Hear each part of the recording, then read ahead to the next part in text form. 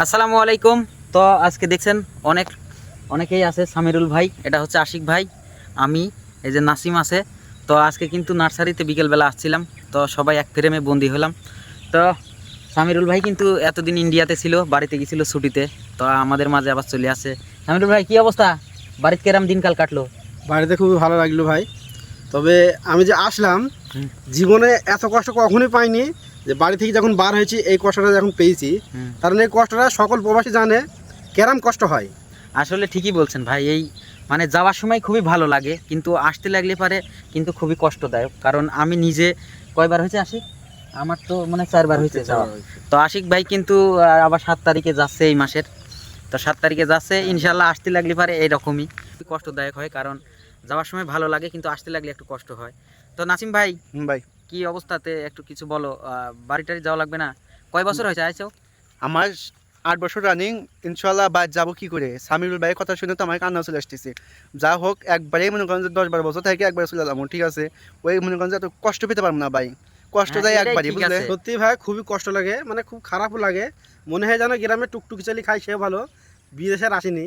তবে আলহামদুলিল্লাহ কাজ ভালো পেয়েছি, এখন একটু ভালো লাগছে আর কি। আহ, বিষয় হচ্ছে বাড়ির যাইতে খুবই ভালো লাগে, কিন্তু আসতে লাগে একটু কষ্ট। আর যারা বিয়ে শাদী করে নাই তাদের জন্য বিদেশ করা একবারে করে যাওয়াই ঠিক।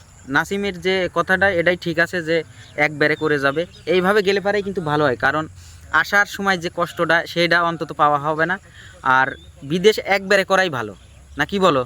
আমার জানার আমি মধ্যে একবারে করে ভালো। তো মনে করো যে কয়েকবার বাড়িতে গেছি, মানে বাড়ির যে আসার সময় খুবই কষ্ট লাগে, আর নিজের কাছে খুবই অসহায় মনে হয়। মানে নিজের বাড়ি করার জন্য প্রবাসীদের এমনই, মানে নিজের বাড়ি করার জন্য নিজের ঘর ছাড়তে হয়, এই রকম আর কি একটা বিষয়। যে নিজের বাড়ির জন্য কিন্তু আমরা এত বছর আজকে আসি। তো মালয়েশিয়া পাম বাগানে আমরা যারা ভিডিও বানাই সবাই কিন্তু এই যে সামিরুল ভাই, তো কিছু বলেন। ওপার বাংলা থেকে আমার ভিডিও অনেকেই দেখে, বুঝছেন? হ্যাঁ ভাই, অনেক ভাই দেখে, কমেন্ট তবে করে। জিজ্ঞেসও করে আপনাদের কথা। তাই। তো আমি কেন তো বলি যে আমরা এক জায়গায় থাকি, কাজ আলাদা আলাদা। হ্যাঁ। মানে যারা নাসিম ভাই নার্সারিতে কাজ আমাদের করে, কোম্পানিতে কিন্তু অনেক বাগান আছে, ভাইও ছোট বাগানে কাজ করে, আমিও ছোট বাগানে কাজ করি। মানে বাগান আছে, আলাদা আলাদা ভাগ আছে, এক এক ব্লক, মানে মালয়েশিয়ান ভাষায় যেটাকে ব্লক বলে, মানে আলাদা আলাদা নাম্বার আছে এক একটা বাগানের। তো এক এক বাগানে 10 জন 15 জন করে এইভাবে কিন্তু ভাগ করা আছে। আর নাসিম ভাই একমাত্র ব্যক্তি যিনি এই নার্সারিতে শুধু কাজ করে, মানে আর এর কাজও খুবই সুবিধার কাজ, খুবই আরামদায়ক কাজ। এই যে নার্সারিতে যে পানি দেওয়া হয়, সেই পানির দেওয়ার যে পাইপগুলো দেখাশোনা, মেশিন ইঞ্জিল এইগুলা কিন্তু দেখাশোনা করে। বেতনও মাশাল্লাহ ইনশাল্লাহ ভালো পায়, প্রতি মাসে কিন্তু 5 থেকে 6 হাজার রিঙ্গিতও আসে, আবার এর থেকে কমও আসে, বেশিও আসে।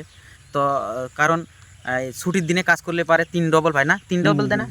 তোমার কি কাজ দিয়েছে তোমার এত খুশি?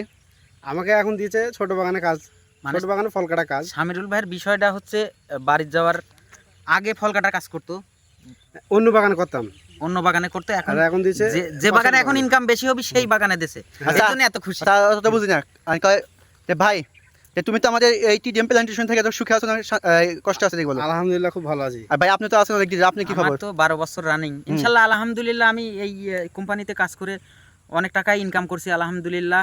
আরও 2 বছর হয়তো থাকতে পারবো, তারপর দেশে যাব, দেশে যেয়ে একটা কিছু করব আলহামদুলিল্লাহ। আমি আমার আশেপাশে আরও কোম্পানি আছে যতগুলা দেখছি, তো এই কোম্পানি আমার কাছে বেস্ট মনে হচ্ছে। আমার কাছেও টিডিএম কোম্পানি অনেক ভালো লাগে, ঠিক আছে? 1 নম্বর কোম্পানি, কোনো ধরনের বেজাল কুজাল নাই। আপনারা যদি পারেন দেখে শুনে আসতে পারেন। আল্লাহ হাফেজ।